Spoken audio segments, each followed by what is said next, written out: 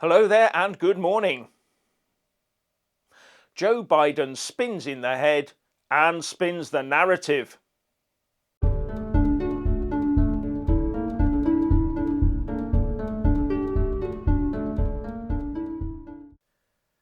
As per usual, please like, subscribe and comment below.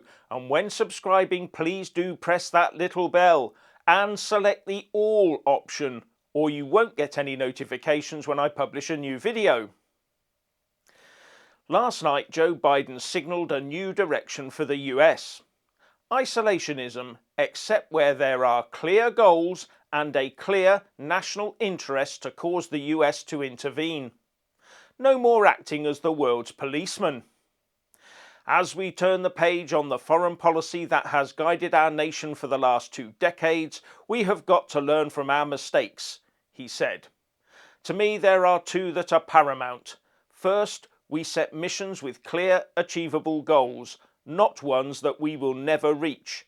And second, we will stay clearly focused on the fundamental national security interest of the United States of America. And he went on to say that this will be served by the use of over-the-horizon capabilities, not by putting US boots on the ground. A policy that requires superb satellite or other high-altitude imagery coupled with solid local intel to work properly and take out the right target while limiting collateral damage, as well as not having your own or your allies' citizens potentially held hostage in the target area. And if Biden's statement doesn't get the rest of the West sitting up and taking notice, nothing will. And I would also be looking at the US connection with NATO, where an attack on one is seen as an attack on all. Will the US be sticking to that agreement? And what about the Five Eyes? While the Chinese will be assessing whether an independent Taiwan is a significant factor in the new Biden thinking. We seem to be watching the US morphing from "we've got your back" into "watch our back as we walk away." And if a UK-US special relationship ever existed, surely this statement by Sleepy Joe consigns that concept to the dustbin of history. And he was, it seems, very, very keen to get to that position as quickly as possible. So quickly that it appears he was quite content to throw Afghanistan and its people under the bus. Because a transcript of a 14-minute conversation in July between Biden and the then president of Afghanistan, Ashraf, throws up a very significant statement by the US president. According to Reuters, Ghani was pleading for more air support and financial help to pay his soldiers. They hadn't had a pay rise in decades, was given as the reason.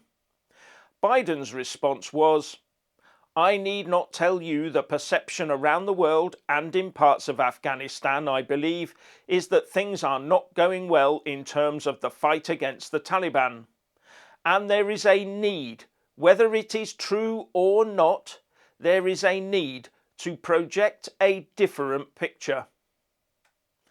As far as I see it, Biden needed political manoeuvring room spun for him to do what he wanted to do, which was to get out. He needed people to think that all was hunky-dory, even if he didn't believe it, and it ended up being a complete mess.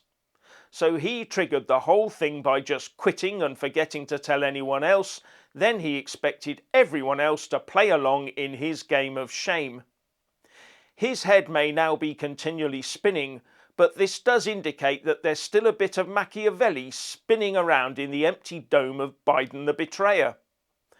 Unless, of course, there's a real Machiavelli out there pulling the Biden strings. The only other thing spinning will be the emotions of those hurt by his actions, and those spinning in their graves as a result of them. But many Western powers will bear part of the responsibility for this. They were quite content to hide under the US umbrella of blood and treasure, to let the big bad USA do all the heavy lifting for them on the international stage. After all, there are so many woke projects that cost so much money to be served before defending their nation.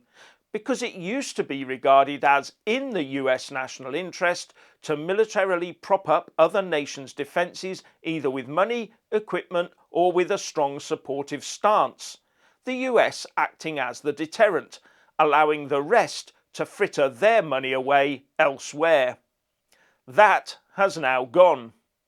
As a result, the rest of us will need to reassess our own fundamental national security interests and prepare accordingly.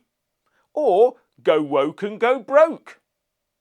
So what's your opinion on Joe Biden spinning the Afghanistan army narrative? Please like and comment below.